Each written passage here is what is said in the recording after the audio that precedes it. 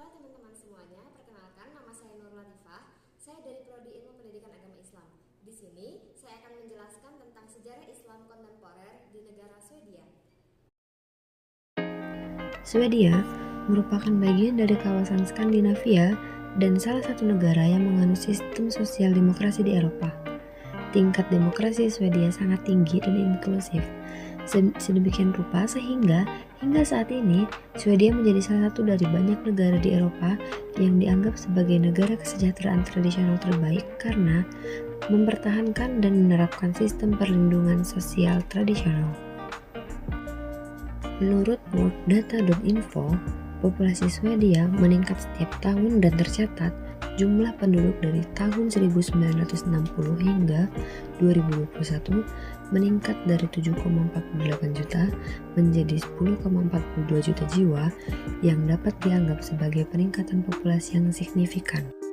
Pada tahun 2014, setelah musim semi Arab, gelombang migrasi muslim meningkat sehingga negara-negara Eropa Utara tidak mungkin mengendalikan gelombang yang datang dari Afrika Utara dan Timur serta negara-negara dari Asia Selatan dan Barat Daya, meskipun negara-negara Nordik secara geografis relatif kecil.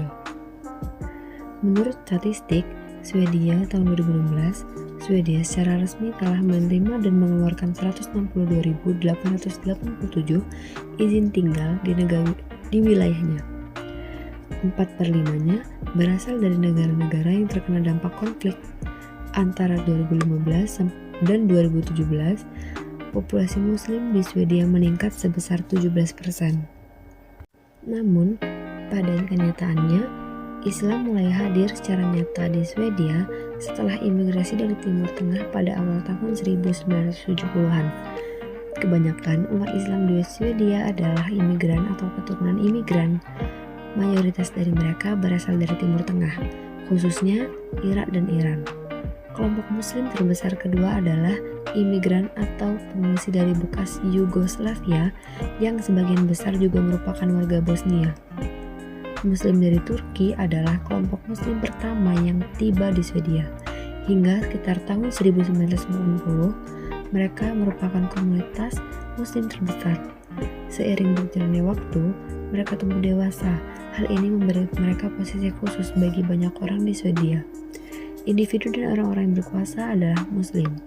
Mereka memiliki umat Islam dalam suasana formal dan informal.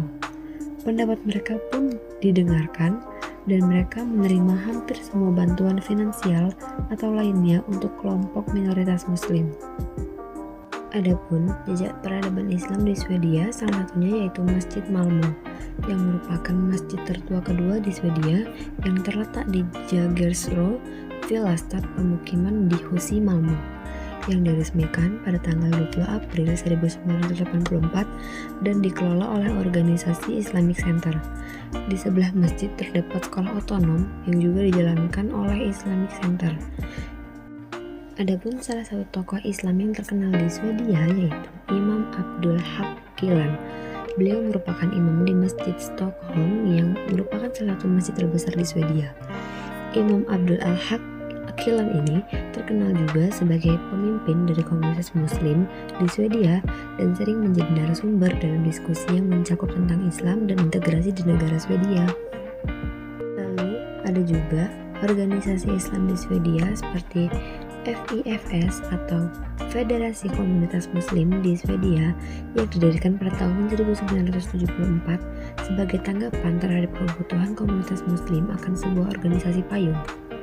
Lalu ada juga SMUF atau Persatuan Komunitas Muslim Swedia yang memisahkan diri dari FIFS karena konflik internalnya pada tahun 1982.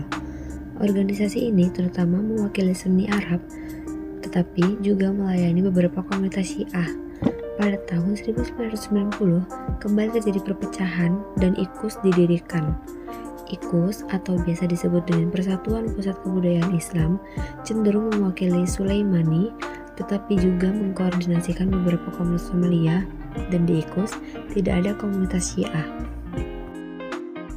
Adapun problematika kehidupan umat Islam di Swedia yaitu terjadinya protes terhadap kelompok anti-muslim yang membakar Al-Quran.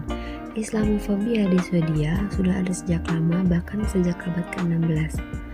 Menurut Jonas Otterberg, seorang sejarawan agama asal Swedia, anti-Islamisme yang muncul pada abad ke-16 meningkat tajam pada awal abad ke-16.